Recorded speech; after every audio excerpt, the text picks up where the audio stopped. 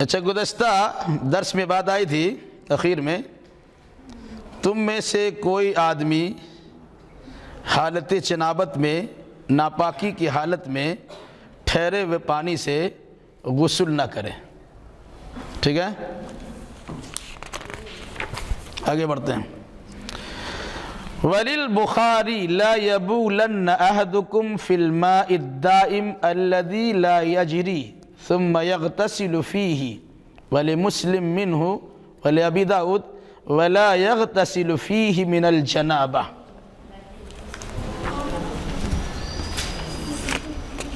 حضرت ابو ہریرہ سے روایت ہے. اس سے پہلے کی روایت آپ کو مسلم کی پڑھی گئی تھی، اب دوسری بات آئی ہے بخاری کی. اس میں کہا گیا تم میں سے کوئی آدمی ٹھہرے ہوئے پانی میں پیشاب نہ کرے. جو پانی جاری نہیں ہوتا اس میں پیشاب نہ کرے. یہ اب لوگوں کو شہر میں سمجھ میں نہیں آتا ہے. دیہات میں عام طور سے لوگ تالاب میں نہاتے تھے. تالاب ہوتا تھا چھوٹا موٹا، آج بھی بنگال میں پکر بولتے ہیں، چھوٹا موٹا پکر ہوتا ہے، وہیں سب کچھ کرتے ہیں. پانی ہرا رہتا ہے جی، تو اسی میں نہانا بھی ہے، اسی میں کپڑا دھونا، اسی میں برتن دھونا، اسی میں سب کچھ ہوتا ہے. ابھی ترقی یافتہ دور ہو گیا، سب کے اوپر میں ٹنکی لگا ہوا، سینٹینک لگا ہوا، اور اس کے بعد پانی آرام سے لیتا ہے، نل سے نکال لیا. یہ سمجھ میں نہیں آتا. لیکن کبھی ایسے حالات پیدا ہو سکتے ہیں، کبھی دیہات میں آپ چلے گئے یا کہیں ایسی جگہ پر گئے جہاں پانی آپ کو استعمال کرنا ہے تو آپ کو تالاب ہی میں جانا ہوگا. پہلے عام طور سے اب ہر گھر میں ٹوائلٹ اور باتھ روم وغیرہ کا انتظام ہو گیا. پہلے ہوتا تھا اپنے گھر سے نکل کے دور جاتی تھی عورتیں اور مرد بھی، اور کسی درخت کے نیچے اور کسی کھیت کھلیان میں جا کے اپنی ضرورت پوری کر لیتی تھی. تو چونکہ اس زمانے کی بات تھی، اسی مناسبت سے یہ حدیث آپ کے سامنے ہے. کہا لا یبولن احدکم فی الماء الدائم الذی لا یجری. کہیں پر پانی جمع ہوا ہے، اب آدمی کو ضرورت کا پیش آیا ہے، اسے جانا ہے، استنجا وغیرہ کرنا ہے، تو کہا وہ ٹھہرے ہوئے پانی میں پیشاب مت کیجیے. آپ کرنا ہو تو باہر کر دیجیے. جو پانی ٹھہرا ہوا ہے چلتا نہیں ہے، جاری پانی، جیسے نہر میں پانی جا رہا ہے تو پانی اس گندگی کو بہا کے لے کے چلا گیا. لیکن پانی اگر کسی جگہ پر ٹھہرا ہوا ہے اور وہاں اگر آدمی پیشاب وغیرہ کرتا ہے تو پانی گویا اسی ٹھہرے ہوئے پانی میں پیشاب مل گیا. پانی تو ایک دو دن میں ناپاک نہیں ہوگا، سادہ پانی ہے تو، لیکن روز اس طرح سے کرنے کے نتیجے میں کبھی اس کا مزہ بدل سکتا ہے، کبھی اس کی بو آ سکتی ہے، یا کبھی اس کا رنگ بدل سکتا ہے. تو پھر آپ کو پریشانی ہو جائے گی. اس سے بہتر ہے کہ وہاں سے پانی لیجئے اور اپنی ضرورت پوری کر لیجئے. دوسری بات یہ ہے ثم یغتسل فیہ، کہ جس پانی میں آدمی نہاتا ہے، پانی ٹھہرا ہوا ہے، اسی پانی میں آدمی پیشاب بھی کرتا ہے. ایسے لوگ بھی ہیں جو گئے اندر، وضو کرنا تو نہیں ہے، سیدھا سیدھی پانی میں چلے گئے، وہیں پیشاب بھی کر لیا اور وہیں نہا بھی لیا. جب اس پانی میں آپ پیشاب کر ہی دے رہی ہیں، اس میں کوئی شک نہیں کہ وہ زیادہ پانی ہے، اس کا ظاہری شکل میں رنگ بدلتا نہیں ہے، جلدی سے مزہ بدلتا نہیں ہے، تو پانی تو ناپاک نپاک ہے. لیکن اگر بار بار اس کا استعمال اسی طریقے سے ہوا تو پھر ایک دن ایسا ہو جائے گا، پھر آپ پانی کو ترسیے گا، آپ کے پاس پانی موجود ہے لیکن پاکی آپ کو نہیں مل رہی. تو احتیاط کے طور پہ کہا گیا ان چیزوں سے پرہیز کیجیے. اچھا، ایک بہت بڑا مسئلہ اس کے بعد ہے. شادی شدہ جوڑا ہے، میاں بیوی ہیں، دونوں پر غسل فرض اور واجب ہے.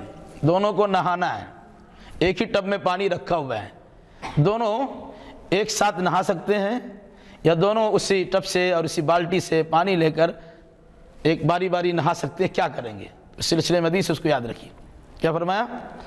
ان رجل صحب النبی صلی اللہ علیہ وسلم، ایک ایسے آدمی سے جنہوں نے اللہ کے نبی صلی اللہ علیہ وسلم کی صحبت اختیار کی. روایت ہے، وہ صحابی ہے.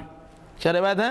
قال، فرمایا نہا رسول اللہ صلی اللہ علیہ وسلم. نہا یعنی کہ معنی ہوتا ہے منع کرنا. نہا منع کیا، روکا. رسول اللہ، اللہ کے رسول صلی اللہ علیہ وسلم نے منع کیا. کس سے منع کیا؟ ان تغتسل المرأة بفضل الرجل. کس بات سے منع فرمایا؟ کوئی عورت اپنے شوہر کے بچے ہوئے پانی سے غسل نہ کرے.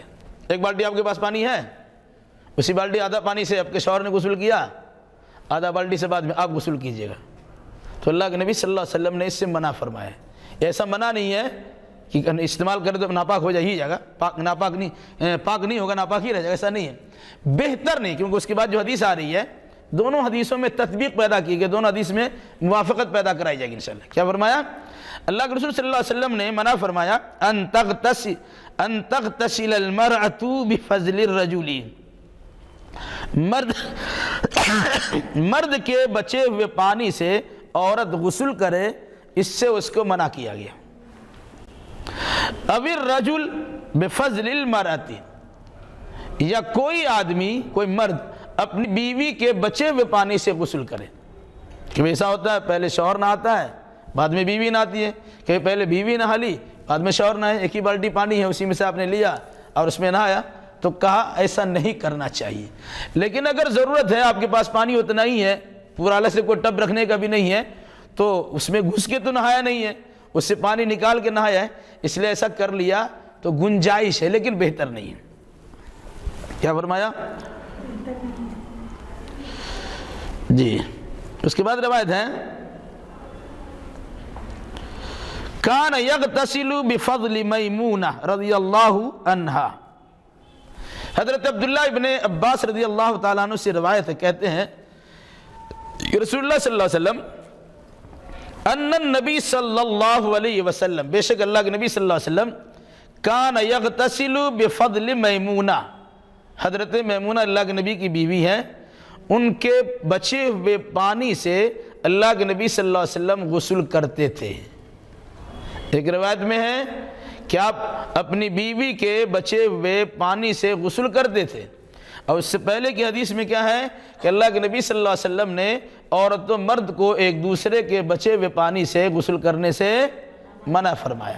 مطلب کیا ہوا؟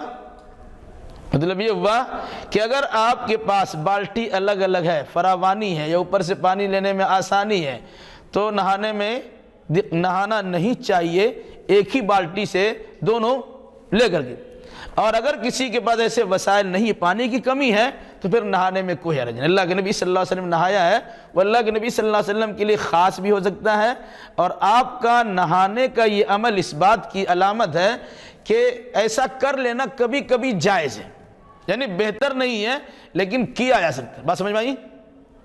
دونوں ایک بالٹی پانی سے ایک ساتھ بھی نہیں نہائے دونوں، حالانکہ اللہ کے نبی صلی اللہ علیہ وسلم تو ایک ساتھ نہائے ہیں، یا پھر دونوں الگ الگ کر کے بھی نہایا، آدھا پانی سے آپ نہا لیا آدھا سے وہ نہائیں گے، ایسا نہیں کرنا چاہیے۔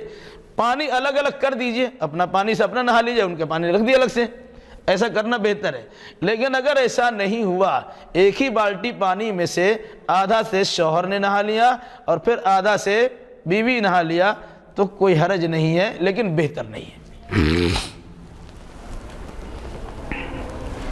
کہنے گیا اس کے بعد وَلِأَصْحَابِ السُّنَنِ، ابو داؤد، ترمذی، نسائی ابن وغیرہ کو سنن کا آیت ہے۔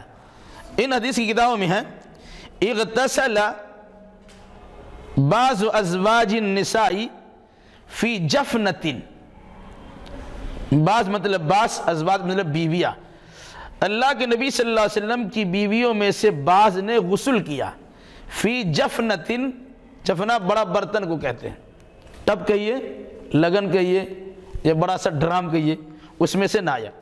فجاء لیغتسل منہا، پھر اللہ کے نبی صلی اللہ علیہ وسلم آئے تاکہ اسے غسل کر لیں۔ فقالت، تو آپ کی بیوی نے کیا کہا؟ انی کنت جنبا، میں تو ناپاک تھی، اور میں اس ناپاکی کی حالت میں اسے لگن سے پانی لے کر میں نے نہا لیا ہے۔ مقصد یہ تھا کہ آپ اس سے مت نہائیے، دوسرے پانی سے نہائیے، کیونکہ اس سے میں نے نہا لیا ہے۔ تو اللہ کے نبی کیا فرمایا؟ قال ان الماء لا یجنب، پانی ناپاک نہیں ہوتا ہے۔ مطلب کیا ہوا؟ اگرچہ تم ناپاک تھی لیکن تم نے اس پانی سے نہایا، اس میں گھس کے تو نہیں نہایا، اس میں جگ اور مگ کے ذریعے سے پانی باہر کر کے نہائی ہو، اس لیے ویسا پانی ناپاک نہیں ہوتا۔ اب اگر ہم اس سے نہا لیتے ہیں تو نہانے میں کوئی حرج نہیں ہے۔ مقصد علماء نے اس سلسلے میں بات بتلائی کہ اگر آپ کے پاس سہولت ہو تو الگ الگ بالٹی سے نہائیے، اگر سہولت نہیں ہے تو ایک دوسرے کے بچے ہوئے پانی سے نہایا جا سکتا ہے۔ یہ اس صورت میں ہے جب عورت مرد ناپاک ہو، چاہے ہم بستری کی بنیاد پہ ناپاک ہو، چاہے حیض و نفاس کی بنیاد پہ ناپاک ہو، چاہے نائٹ فال وغیرہ کے ہونے کے نتیجے میں ناپاک ہو، جو بھی ناپاک ہو جس پر غسل فرض ہو جاتا ہے، اور رہا ویسی بغیر ناپاکی غسل کرنا تو آرام سے غسل کیجیے، اس میں کسی قسم کا کوئی حرج بھی نہیں ہے۔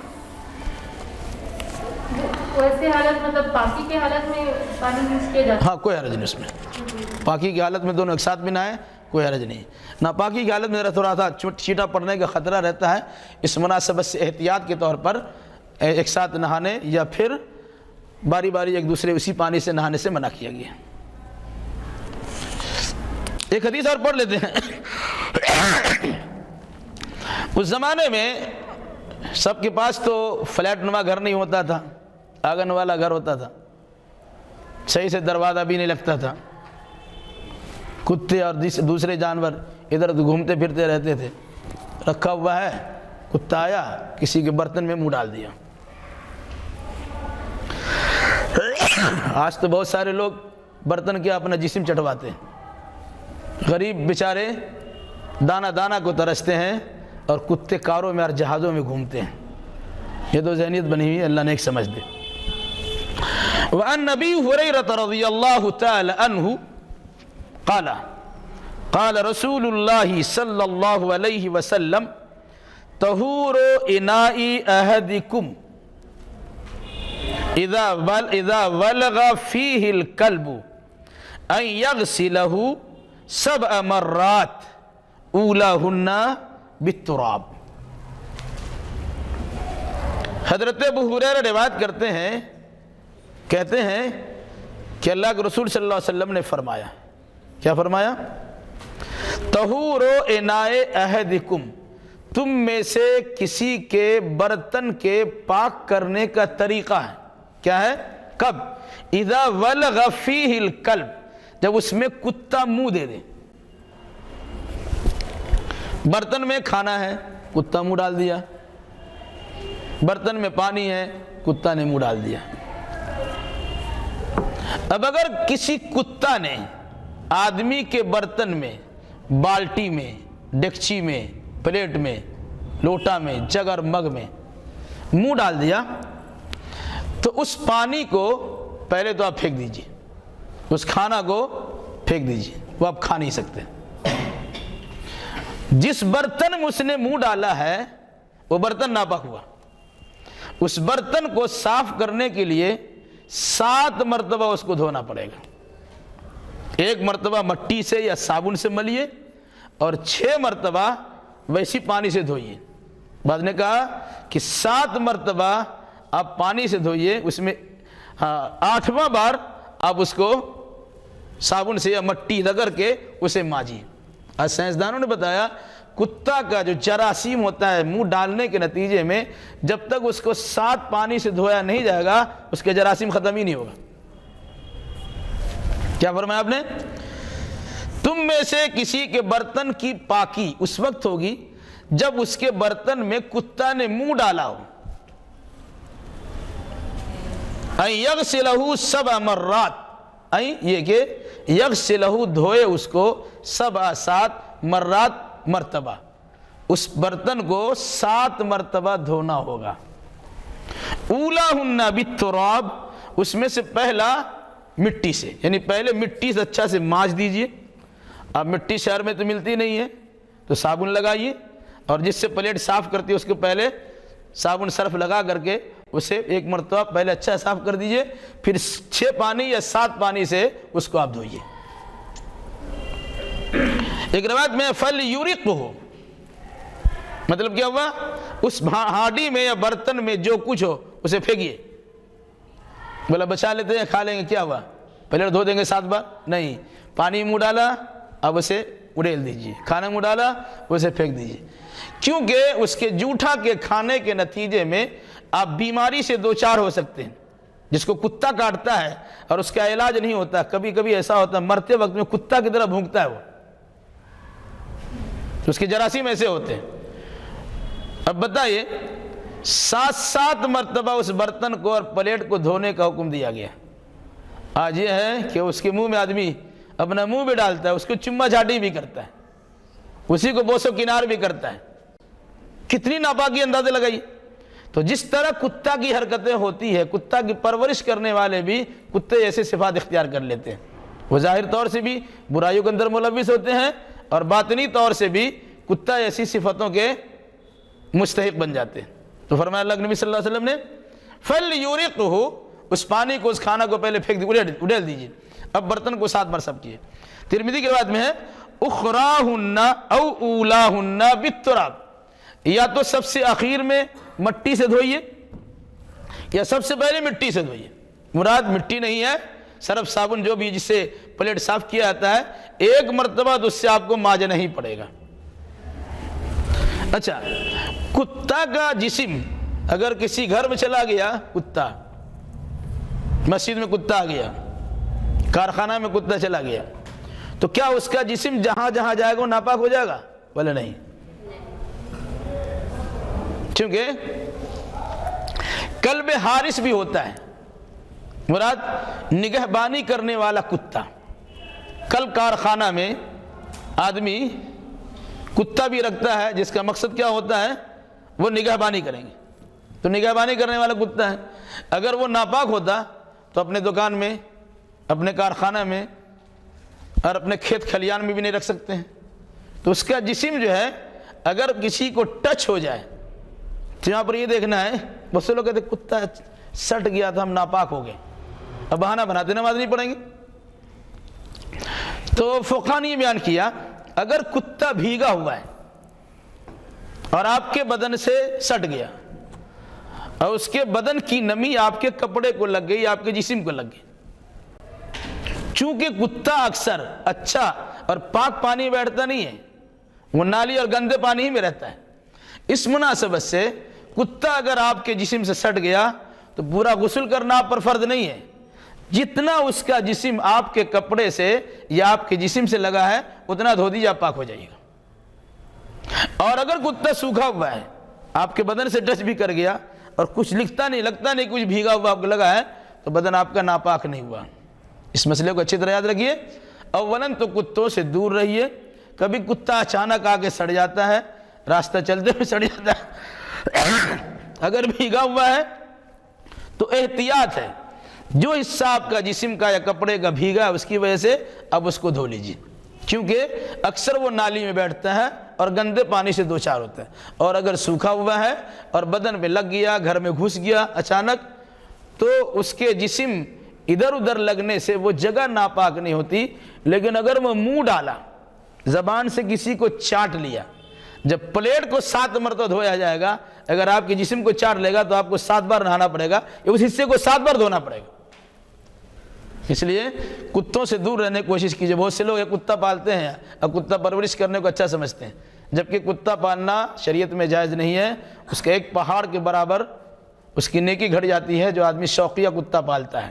ہاں، اگر کھیت کھلیان کے لیے کتا رکھا ہے، شکاری کتا رکھا ہے، عرب میں شکار کے طور بھی کتا رکھتے تھے، اس کو سدھایا جاتا، اس کو سکھایا جاتا، آپ نے بسم اللہ پڑھ کے اس کو چھوڑا ہے کہ کسی پکڑ کو لانا ہے شکار کو، تو وہ صرف پکڑتا ہے، اس کو مارتا اڑتا نہیں ہے، اس میں سے کھاتا کچھ نہیں ہے، لا کے آپ کو دے دیا، اس کے بعد ذبح کیجئے، آرام سے کھا لیجئے، وہاں پر گنجائش رکھیے گے، لیکن آپ شوق سے اپنے گھر میں رکھیے گا، ایسا رکھنا جائز نہیں۔ امید ہے کہ بات سمجھ میں آ گئی ہوگی، نہ سمجھ میں آئے تو آرام سے پوچھ لیے گا۔ چلیے، یہ آپ کا حدیث کا کلاس بھی ماشاءاللہ ہوا۔ اچھا شیخ، گھر میں گرگٹ برتن میں منہ ڈال دیتے ہیں، گرگٹ کے منہ ڈالنے سے بھی ناپاک ہو جاتا ہے کیا برتن؟ ہاں، گرگٹ سے کچھ ناپاک نہیں ہوتا ہے، گرگٹ کو مارنے سے ثواب ہے، ٹھیک ہے، ایک بار میں مار دیے تو زیادہ ثواب ہے۔ اسپائڈر کیا ہوتا ہے؟ مکرا اصل میں آپ کا مکرا گھر میں ہوتا ہے صفائی نہیں ہونے کی وجہ سے، صاف ستھرا کیجئے گا تو مکرا لگے گا نہیں، لگ گیا تو چونکہ گندگی اس کو صاف کرنا چاہیے، ٹھیک ہے، ایسا کچھ نہیں ہے۔ اب اگر مکرا آپ کے گھر میں جالا بنتا جا رہا ہے تو گندگی تو اب بڑھتی جا رہی ہے، تو گھر تو صفائی کرنا ہے، آپ صفائی کیجئے. اور رہا معاملات تل چٹا کا، آدمی اس سے بھی ڈرتا ہے، ایسا ڈرتا ہے ایسا لگتا ہے کہ کچھ شیر آ گیا. پھر اسی طریقے سے یہ آپ کا جو چھپکلی ہے، چھپکلی کو مارنے کا حکم دیا کہ اسے ماریے اور اپنے گھر سے اسے نکالیے. منہ دے دے برتن میں تو کوئی ناپاکی نہیں، اس سے کچھ نہیں ہوتا. ویسے چھپکلی بہت زہریلا ہوتا ہے، اگر وہ آپ کے پانی وغیرہ میں یا دودھ وغیرہ میں منہ دے دیا تو احتیاط اسی میں ہے کہ اس کو پھینک دیا جائے، ورنہ نقصان ہو سکتا ہے. جیسے جھوٹا برتن پڑا ہوا ہے تو وہ آ کے وہ چاٹ ہوا. ٹھیک ہے، پھر اس کو دھو لیجیے گا، ایسا نہیں ہے. مطلب 7 بار اس کو نہیں، 7 بار اس میں نہیں ہے. ٹھیک ہے، ٹھیک ہے. اب آئیے عقیدہ والا میں. اور منہ ڈھانپ کر کے نماز نہیں پڑھ سکتے لوگ؟ منہ ڈھانک کر کے نماز اگر سامنے نامحرم ہے جیسے ابھی ہاں تو ڈھانک کے پڑھ سکتی، کوئی مسئلہ نہیں ہے. سر سے لے کے پاؤں تک آپ کا ڈھکا رہے، یہ زیادہ بہتر ہے. ایسی چادر ڈالی جائے حتی یغطی قدمہ، آپ کے پاؤں بھی چھپ جائے. ٹھیک ہے، تو جہاں خطرہ ہے غیر محرم کے آنے کا وہاں ڈھانک کے پڑھ لے، زیادہ اچھا ہے. اور نہیں نماز پڑھنے میں کوئی نہیں. طواف کے وقت میں منہ ڈھانکنے سے منع کیا. وعلیکم السلام.